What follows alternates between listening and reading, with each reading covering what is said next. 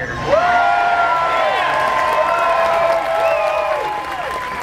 Just makes me happier than a flea in a dog show to be standing up here looking out at all of you Texas champions of common sense and the common good.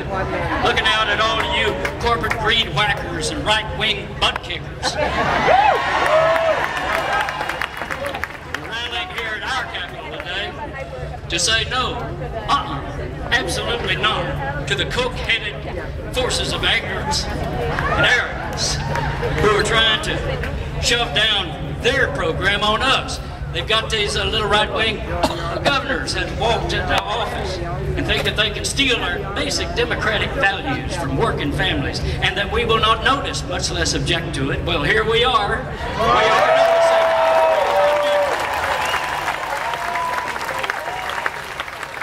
First, thank you, Wisconsin.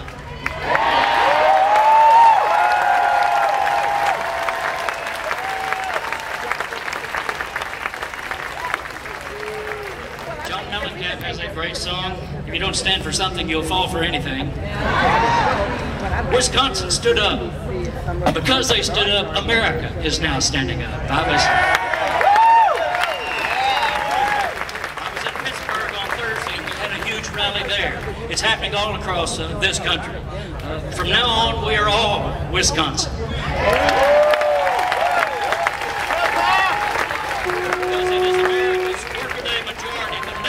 Itself that is under attack by a gaggle of corporate greed heads and Republican boneheads who are determined to enthrone a privatized, autocratic, plutocratic regime over our democracy. They think they're the top dogs and we're just a bunch of fire hydrants out here in the countryside. But now, America sees their narcissistic, but ugly greed in action.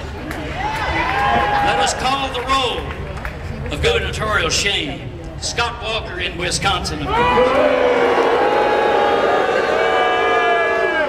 John Kasich in Ohio. Mitch Daniels in Indiana. Chris Christie in New Jersey.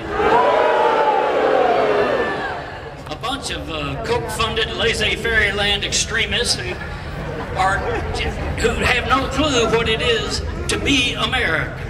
In fact, when it comes to standing up for the real America, they are as confused as goats on AstroTurf. And let us not forget our own boy, Rick Perry.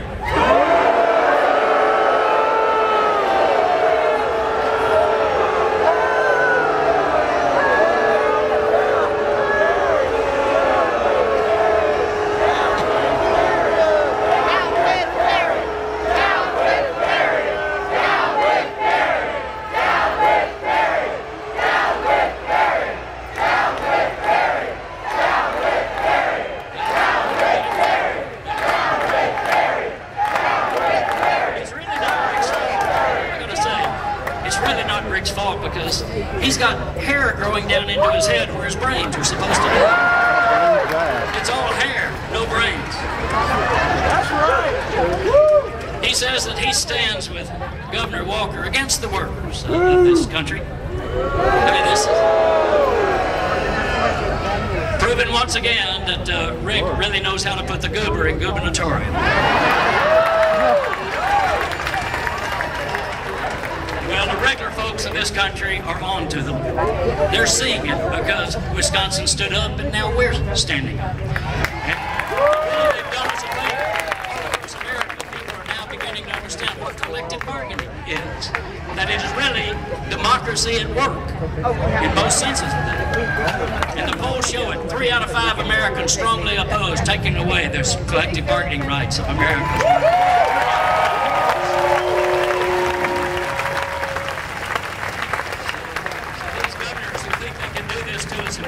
Attention.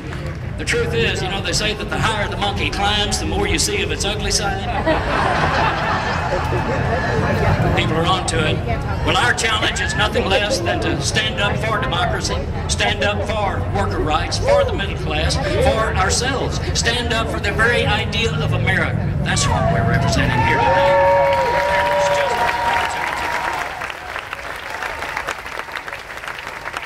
My message to you is pretty straightforward. part. It's up to us. It's up to you and me. We've learned nobody in Washington is going to come save us. We got to do it ourselves. They're the one doing it to us. They're not going to do it for us. This past Monday was President's Day. The last great Republican president, Abraham Lincoln. He